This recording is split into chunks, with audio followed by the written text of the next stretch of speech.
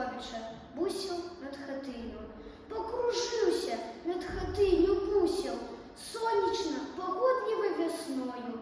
Камины стоять, и люди у скрусе, а нигде хатины ни одной. Замираюсь, голосы людские, гуки обуджальные весны, и плывут тревожные такие, тонкие жалобные звоны. Покружился над хатыню бусел и поплыл у светлую смугу. Я не ведал болю Беларуси, певно ж ён адчуў яе тугу. Покружился бусел над хатыню, и у смузе под воблаками знік. Папялішча яшчэ ўсё не стыне, и у грудях не замирая крик. Твор Алексея Дудрова «Буслы». Ідучи з лісу, Андрейка з маймою відпочивали лістівки соломи. Жмурячись від сонця, Андрейка глядів у небо. Йому здавалося, що під кінець літа усе стало незвичайно високим, усе як одно піднялося, стало ширейшим, большим. «Мама!» – ускликнув раптом хлопчик. «Глянь, журавлі льотають, вуль над фермой!» Мама сумно сказала: «Это не журавлі, сынок, гэта буслы суседняй вёскі. Кожны год, збіраючыся ў вырай, яны над нашай клёнаўкай кружаць, а ў нас не жывуць. Чаму?» – спытаў хлопчык. «Ім бы добра ў нас жылося». «Некалі жылі», – сказала мама, «а цяпер не хочуць». «А чаму?» «Пакрыўдзіліся.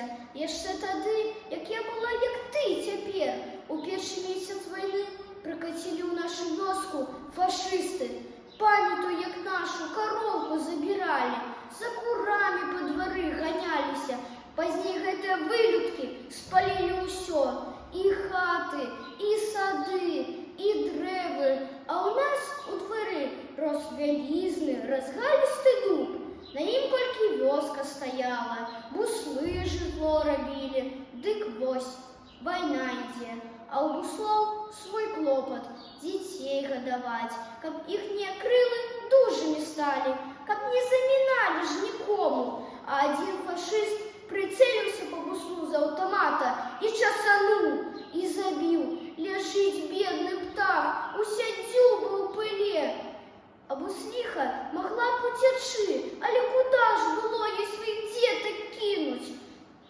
Кружылася над гнездом, пакуль той самы Ірод і па ёй не бабахнуў. Ляціць забітая бусліха на землю, акурат на немцаў з іх машынамі. І, ці паверыш, спужаліся яны, сыпанулі на дарогі ля агароджы, прыціхлі нават.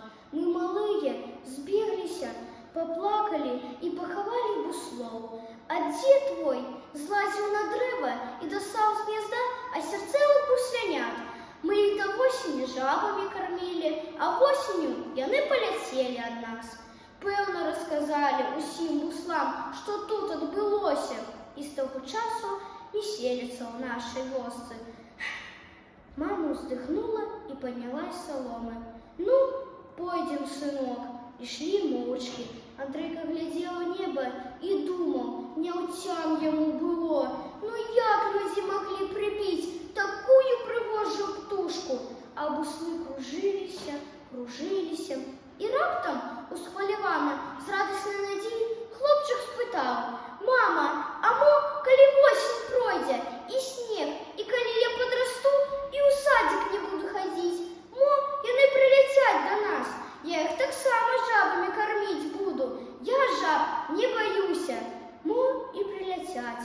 Нехай бы прилетели». Небо буслами хлопчику здавалося вельми пригожим, ласкавим і спокійним. Де ж дано тобі честь захнятувати? Белая Русь, щочку да вуст натулить, как таємницю спитать. Белая Русь, матуля, гэта дзяўчынка? Так, як называецца дзіўна? Ты пра яе раскажы.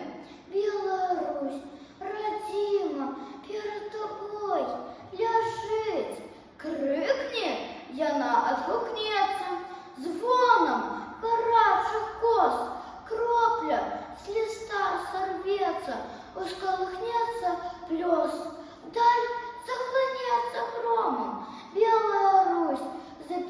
землям, и озарится днем чистое вока яе. Твор Владимира Короткевича «Моя Беларусь». Наставивши белое ветра закрыло, планировать послы, их многие и многие тысячи, гнезды повсюль, и тому, мне здається, нашу землю Беларусь можно назвать землею под белыми крылами. Чому Беларусь? Есть некалькі варіантів походження этой назви. Перший – белое оденье. Да, их вязковых людей, белые ихние волосы, белый колер скуры. Другі, а ён аніяк не суперечить першому, коли на наши старожитные славянские земли пришли татары-монголы, мы здолели отбиться от них. Амаль, только мы отбились. Именно вид тому мы, белое, чисто, одношестя татаров, Русь, якая, яна, моя земля. Это золотые поли збожины, синими вошками васильков. Это светлые дорожки гаи, что оглухли от птушиного звону. Это пущи, подобные на храмы, пущи, где гордо несут свои короны олени. Это бесконцые реки, в яких плещутся бобры и рыба на заходе солнца. Это амаль 11 тысяч озер, чистых, як усмешка дитяти. Это героичная земля, безліч разов спочатку днем гуркотали по ёй колесницы войны. Беларусь завсёды мужна и до конца боронила свою правду и веру. Есть и горькая память у моей земли, да як і нашей, коли кожен третій шахар Беларусі загинув у опошню війну. Перша прийняла яна удар ворога і героїчно змагалася з ним. У лісах амаль 400 тисяч партизан ціною життя боронили від ворогів родиму тіля, того, як зберегши волю, віру, батьківщину. Проникнитеся до родной Беларуси, дети, вечная и гордая, яна того варта. Верш Максима Танка «Хлеб». Аднойчы на кірмаш здалёк вандроўнік плёўся ў горад і наракаў на свой мяшок, набіты лустай спорай. Аж хлеб не вытрымаў і так азваўся: «Што бядуеш? Зусім не ты мяне, дзівак, але цябе несу я». Ну што ж, пабачыў хто каго, той запярэчыў строга, і з цяжкага мяшка свайго хлеб выдрас на дарогу і сам пашкандыбаў далей. Нішто не моліць плечы. Дзень прамінуў, ужо ў імгле стаў набліжацца вечар. Настаў час перакусіць. Успомніў хлеб вандроўнік, што недзе кінуты ляжыць, духмяны і цудоўны. Прылёг на нейкім дзірване, каб адпачыць хоць трошкі, але галоднаму і ў сне знаць сняцца хлеба крошкі. Цяпер і сам сабе не рад, не спіцца, не ляжыцца, ці не вярнуцца лепш назад, да з другом памярыцца. Устаў вандроўнік і брыдзе, ідзе пад зорным небам, і месца памятнае, дзе ён пасварыўся з хлебам. О, як ён рад быў зноў сваю пабачыць страту, і хлебу нізкі да зямлі аддаў паклон як брату. Твор Барыса Сачынкі «Хлеб». Было гэта даўно, адразу ж пасля вайны, у голад, маці прынесла аднекуль акрайчык хлеба. Доўга-доўга разглядала яго і паварочвала, і так, і гэтак. Не могла паверыць вачам сваім, што на далоні ў яе ляжыць хлеб, сапраўдны жытні хлеб. Потым яна нейкі, як мне падалося, надта она борзая и неохана, разломала окрайчик напополам. Один кавалочек дала мне, а другие положила на стол под обрус. Гэта Толіку, вернецца з лесу і павячэ руе.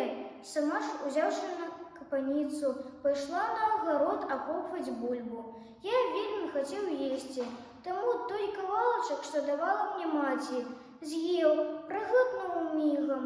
І вядома, ані не наеўся, толькі яшчэ больш растравіў свой голад. Хвілін колькі я не змог знайсці сабе месца. Чамусьці лазіў на печ, пад ложак, выбегаў на двор і зноў, каторы раз, і вяртаўся назад у хату. Потым усё ж не вытрымаў, падсеў да стала, адгарнуў абрус, узяў у сваю руку той кавалачак хлеба, што пакінула маці Толіку. Не есці ўзяў, а проста так, паглядзець, палюбавацца хлебам, як любавалася маці. Раптам мне здалося, што маці мяне абдзяліла. Толіку пакінула хлеба намнога больш, чым мне. Ад братавага кавалачка я сшыбнуў крошачку, маленечкую, малюпасенькую крошачку, кінуў яе ў рот, пачаў жаваць. Потым я не заўважыў, калі мои пальцы самі па сабе адшыбнулі яшчэ адну крошачку. Толькі крошачку, маленечкую, малюпасенькую крошачку. Схамянуўся я тады, калі на далоні ў мяне асталась последняя адшыбаная з усіх бокоў скарыначка. Што ж я нарабіў? Што ж скажуць маці, брат, калі вернуцца да хаты? Хуценька я палажыў скарыначку назад на стол пад абрус. Але гэта скарыначка была такая вялізная, такая духмяная, і каб у гэтага хлебу не было ні духу, ні запаха. Я ўсё ж не вытрымаў, пацеў зноў да стала, узяў гэту скарыначку і кінуў яе ў рот. Толік вярнуўся надта позна. Ён сёння ўвесь дзень быў на дзялянцы, грошы нам зарабляў, каб маёй сям'і жыць на што было. Дома есці не было нічога, таму Толік лёг у той вечар спаць галодны. Доўга варушыўся на пасцелі, не засынаў. Нейка ж яму ніхто, ні маці, ні Толік, ні ў чым не папракнуў мяне. Ні ў той вечар, ні пасля. Яны старэйшыя, я меншы. Але калі я ўспамінаю той хлеб, які належала з'есці брату, і які з'еў я, і калі брат лёг праз мяне спаць галодны, мне робіцца не па сабе. Я хачу гэта з галавы выкінуць. От бы, калі я знаў, што так будзе, я б яму ўвесь хлеб аддаў. Пускай бы не я, пускай ён бы з'еў увесь хлеб, пускай бы я лёг спаць галодны. Не, то, што было, не вернеш, з галавы не выкінеш, не выкінеш.